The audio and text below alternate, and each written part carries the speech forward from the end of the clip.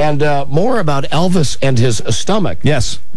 We got another new piece of information here from the drugstore in Memphis. Yeah. Where Elvis used to get his drugs. The most amazing thing about Elvis Presley, and the thing that always has amazed us that we do these shows, more information, even this many years after his passing. Every year, there's something new. There's a new story, and people generate this stuff. All right, in the year 1975, Mike, how many amphetamines do you think Dr. Nick prescribed for Elvis? In the entire year? Yes, in 1975. Now, Rob, is this the number of pills or the number of prescriptions? Number of pills. Number of pills, Mike. Number of pills. Number of pills, number of amphetamine. We have 3 categories. Amphetamines, sedatives, pills, and narcotics. I'll tell you this. They're all over 1,000. Okay. So, Mike. Amphetamines first? In 1975, over 1,000, not more than 2,000. Okay.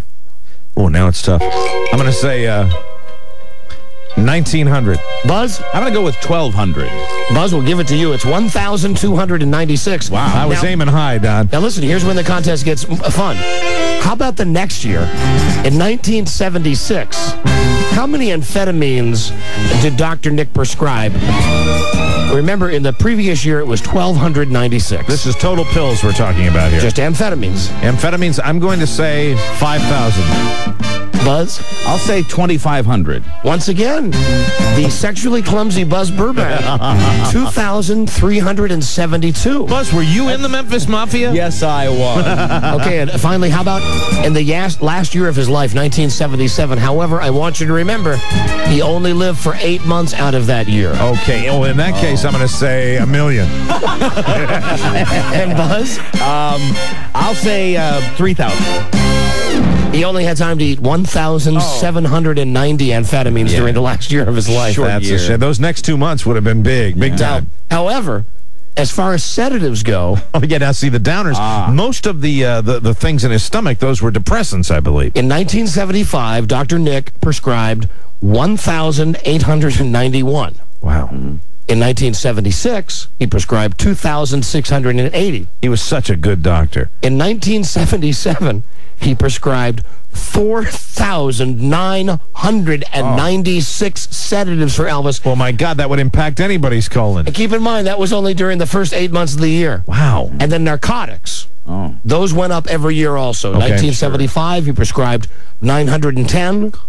In 76, he prescribed 1,059. That is a man who is just letting him have anything he wants. Yeah. And in 1977, he prescribed 2,019 narcotics. Yeah, round of applause for the narcotics. Right. Now, I'm no math genius, but I'll tell you that roughly in the year 1977, Dr. Nick prescribed over 7,000 different pills for Elvis Presley. And that's not including the liquid stuff that he prescribed. Oh, no, those are just the pills. Elvis clearly had a big heart, but that's not what killed him. Elvis Presley died of drugs. Codeine at 10 times greater than a therapeutic dose, with morphine at near toxic concentrations. And morphine's, I mean, that can kill you. Yeah. Quaaludes at a near toxic concentration. Valium at a low therapeutic level. Valmid high in the therapeutic range and possibly toxic. And they even used to fill his pills with sugar. Yeah. And then he had just phenobarbital and oh my gosh. And he loved his pills. I mean, he just kept taking them. He kept taking them and taking them until he couldn't take them anymore. Okay, one more about Elvis and drugs, and then we'll get to our special guest. No, you know what? Let me switch up here and give you a different Elvis topic. Okay. Okay. Mike, Buzz, Rob, friends, countrymen. Elvis and guns. Elvis and guns, man. And more specifically, Elvis, guns, and toilets. In the 70s, Elvis had a lot more periods of violence. We're talking about when he wasn't all drugged up. Violence out of frustration. In the 70s, how could he not be drugged up? It's funny. At one point in 1975, there was a little story in the paper that said an emotionally unstable boy got into Graceland and shot up one of the rooms. Well, you know who that was. He was angry about something that was taken out of his show tour. And the more he talked about it, the madder he got. He reached over and grabbed his .45 and started shooting, just willy-nilly. Oh, man. I said, Elvis, you will destroy the house. He said, I don't give an F. I'll build another one. My boy, my boy. He shot the toilet one time. I laughed till I couldn't see straight. It was the funniest damn thing I'd ever seen. I got a call out at the trailer. It was pretty late at night. Whoever it was said, you better come over here. Elvis is mad and shooting his gun at his toilet. I said, okay, I'll be there in a minute. Well, water was pouring off the chandelier in the entry hall. I said, God almighty, what the hell has he done now? Although I must say this, it was beautiful. Water glistening off that glass and off the lights, too. Man, how those guys, a different perspective. Yeah. I went upstairs and I went to his room. And I said, what in the world has happened? He said, I need a new goddamn commode. I said, what do you mean? He said, I never did like that black MFer. His toilet was black, see? The lever would stick. It's probably just as well. The lever would stick and the commode would run. He told them several times to get it fixed, and they never did it. And the water kept running. It drove Elvis crazy. Anyway, he finally got fed up. That's one way to take care of it. And that sucker was shot all to pieces. Water was going everywhere. He also shot the ice maker in Lisa Marie's room one time because it kept making noise when he was trying to talk. Joe and me were in there, and he was telling a story, and every time he'd get to the punchline, the ice maker would make this big and drop the ice. And he got pissed about it, till he finally just pulled the gun and said, one more time, and I'm shooting that. Well, it made the noise, and he shot the hell out of it. Looky, it's an ice maker.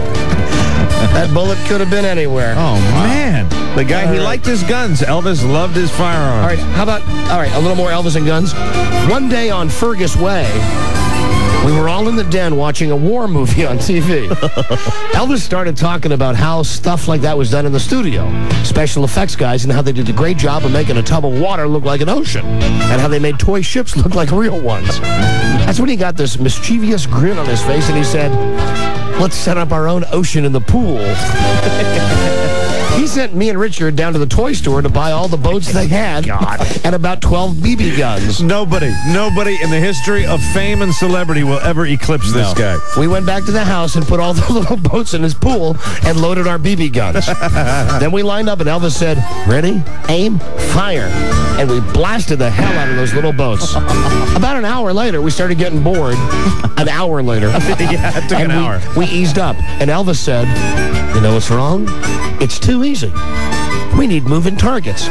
So he sent us back to the toy store for those little wind-up boats with batteries. And he said, get me more BB guns so I don't have to waste time stopping and reloading. The lazy Elvis. We got home and put the boats in the water. You know, how is it that every year this guy has done more stuff that I've never heard this one before. Great. He is the great eccentric. I mean, there's nobody that touches him.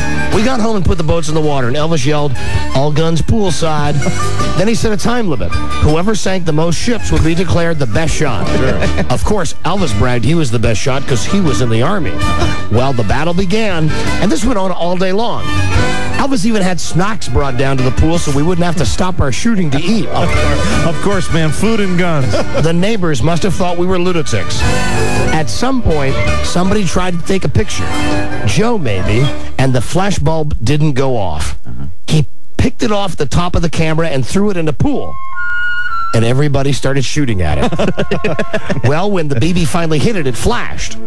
Then Elvis told us, go back to the camera shop. Buy flash bulbs, man. Buy all the flash bulbs they had. Oh, man. We were standing at the cash register, and the salesman said, what kind of film do you need to go with these? And Richard said, oh, we don't use film with them. And the guy said, I see. He watched us all the way out the door with 600 flash bulbs.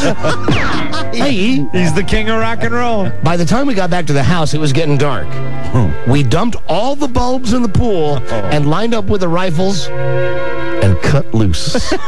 And, man, that pool lit up like the 4th of July. Man, who's going to clean that pool? And I guess the donkeys weren't in it at that time. No. It never occurred to Elvis that the flash bulbs were made of glass. Yeah. And the next morning, we came out there and saw what a mess we'd made. We had this Mexican gardener, and he saw all this glass and broken plastic in the bottom of the pool and all over the yard, and he about keeled over. He couldn't speak English, but we got his message. Some of the guys cleaned up the yard, and some of us took the pool. We never did it again. Not because of the mess, because Elvis lost interest. It was fun while it lasted. Hey, man, about pointed out, I got the attention span of a 4-year-old. And it helped him release tension. If he had just stuck to BB guns from then on out,